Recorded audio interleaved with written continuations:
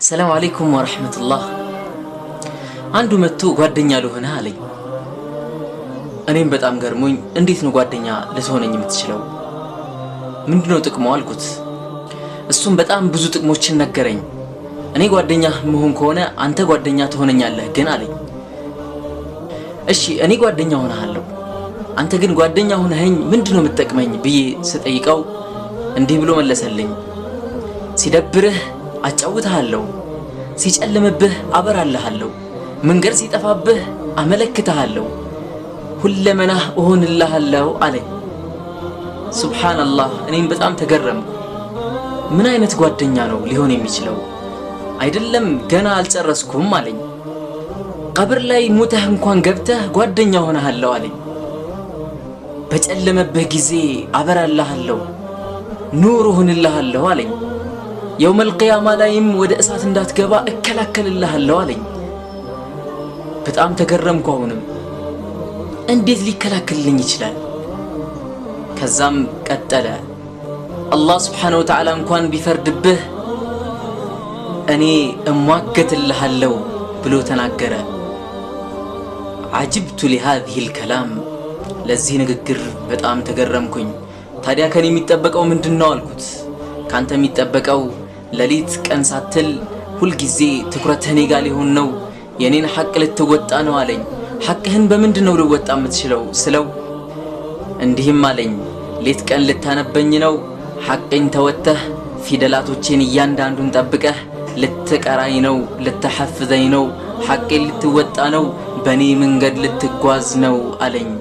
ሱብሃንአላህ። ያ ጓደኛ ይህ ነበር።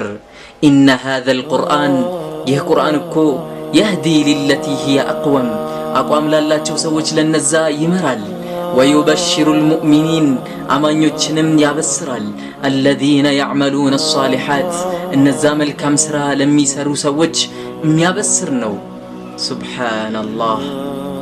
አነ ለሁም አጅረን ከቢራ፣ ለነሱም ትልቅ የሆነ ሚንዳ አላቸው ይላል አላህ ስብሓነሁ ወተዓላ።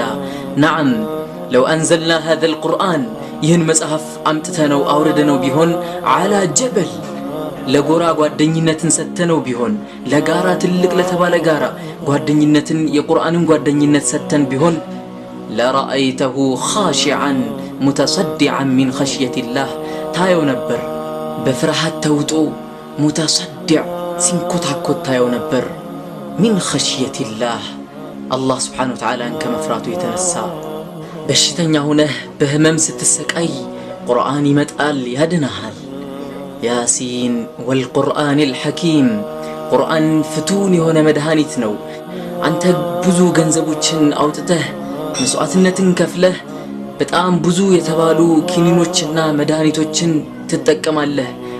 ወላኪን አልሐኪሙ ፊ በይቲክ፣ መድኃኒትህ እቤትህ ተቀምጧል። ሃዘል ቁርአን፣ ይሄ ቁርአን ነው። ታነበዋለህ፣ መድኃኒት ይሆንሃል። ወትሉ ማ ኡሕየ ኢለይከ ሚን ረቢክ፣ ከጌታህ ወደ አንተ የተወረደውን መጽሐፍ አንብበው። ምርጥ ጓደኛ ሁነው፣ እሱ ደግሞ ከምርጦች ሁሉ የበለጠ ምርጥ ጓደኛ ይሆንሃል። ምድር ላይ ብቻ ሳይሆን ያኛው ዓለም ሲመጣም ታላቅ ጓደኛ ይሆንሃል። ለዚህም ነው ረሱል ሰለላሁ ዐለይሂ ወሰለም አንድ ሰው ወደ ጀሃነም ሲገባ ሱረቱ አልበቀራና ወአሊ ዒምራን አእምሮ ውስጥ ተቀምጠው ህጉን ጠብቆ ያስቀምጣቸው ከሆነ ይሟገቱለታል። ማን ጋር? ወደ ጀሃነም ሊያስገባህ ያለው አላህ ስብሓነሁ ወተዓላ ጋር ይሟገታሉ።